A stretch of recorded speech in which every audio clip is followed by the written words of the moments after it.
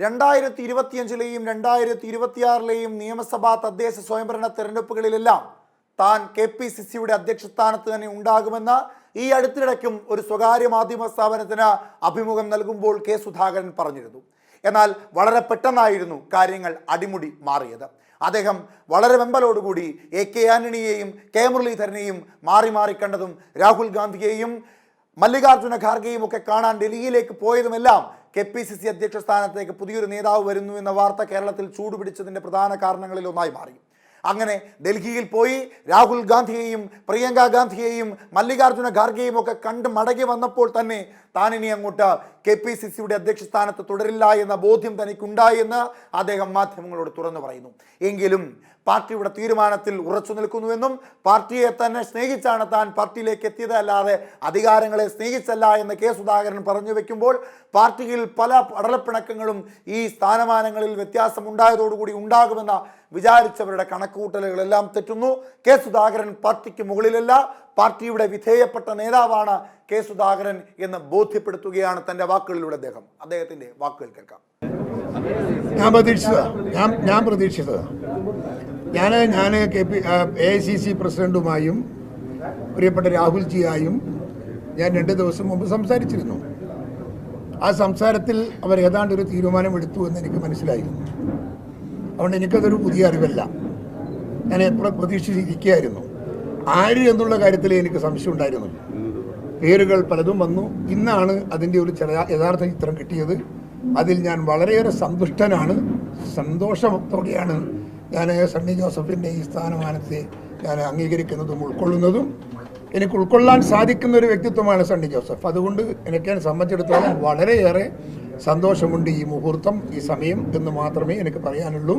കോൺഗ്രസ് ഇവിടെ ഉണ്ടാവും, ഇന്ത്യ രാജ്യത്തും കോൺഗ്രസ് ഉണ്ടാവും, കണ്ണൂരിലും കോൺഗ്രസ് ഉണ്ടാവും.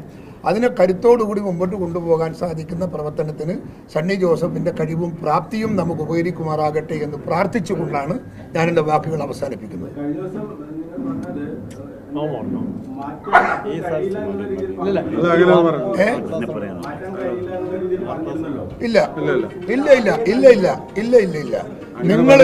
നിങ്ങൾ പത്രക്കാർ പറഞ്ഞതേ നിങ്ങൾ എഴുതാവൂ, പറഞ്ഞതേ നിങ്ങൾ പറയാവൂ.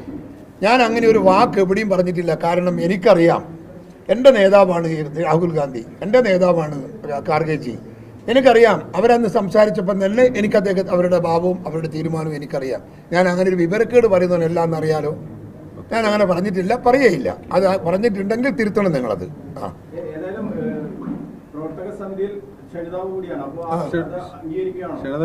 പിന്നെന്താ, അംഗീകരിക്കണ്ടേ? പാർട്ടി തരുന്ന സാധനം ഏതായാലും എടുക്കുക, പാർട്ടി തരാത്ത സാധനം വിടുക. അതല്ലേ നമ്മളൊരു അച്ചടക്കമുള്ള ഒരു പാർട്ടിക്കാരൻ.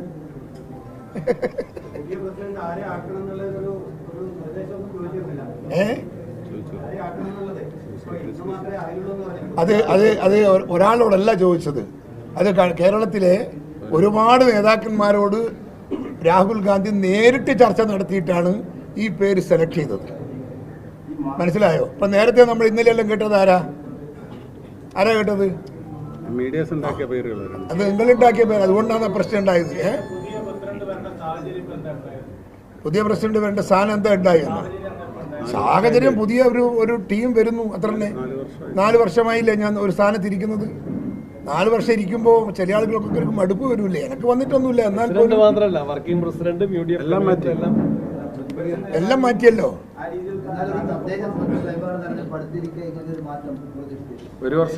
അത് നല്ലതല്ലേ?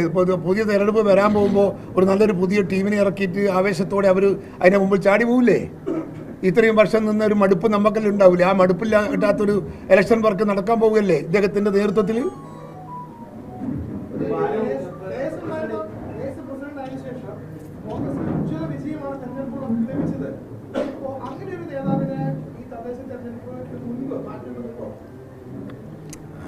അതിനൊന്നും പ്രസക്തിയില്ല ചോദ്യത്തിന്. നമ്മൾ ഇപ്പോൾ അതുപോലെ ഞാൻ 4 വർഷമായി. 4 വർഷം ഒരു സ്ഥാനത്ത് ഒരു കസേരയിൽ 4 വർഷം ഇരിക്കുക എന്ന് പറയുന്നത് ഒരു ദീർഘകാലമാണ്. അതിനപ്പുറത്തോട്ടൊന്നും പോകുന്നതിലൊക്കെ ആർക്കും വരുന്നൊന്നുമില്ല. അതുകൊണ്ട് എനിക്ക് എൻ്റെ പാർട്ടി പ്രവർത്തകരുടെ എല്ലാം പിന്തുണ എനിക്ക് അന്നുണ്ട്, ഇന്നുണ്ട്, നാളെയും ഉണ്ടാവും. എനിക്ക് ഒരു ആശങ്കയും ഭയപ്പാടും ഒന്നുമില്ല. സണ്ണി ജോസഫ് എൻ്റെ സ്വന്തമാണ്. എൻ്റെ സ്വന്തമായ എൻ്റെ സഹപ്രവർത്തകനാണ്. അതുകൊണ്ട് അദ്ദേഹം വന്നതിൽ എനിക്ക് ഒരു തരത്തിലുള്ള ഒരു പ്രശ്നങ്ങളുമില്ല. എല്ലാം 100% സന്തോഷത്തോടെ മനസ്സിലേറ്റിയിട്ടാണ് ഞാൻ ഇവിടെ നിന്ന് പോകുന്നത്.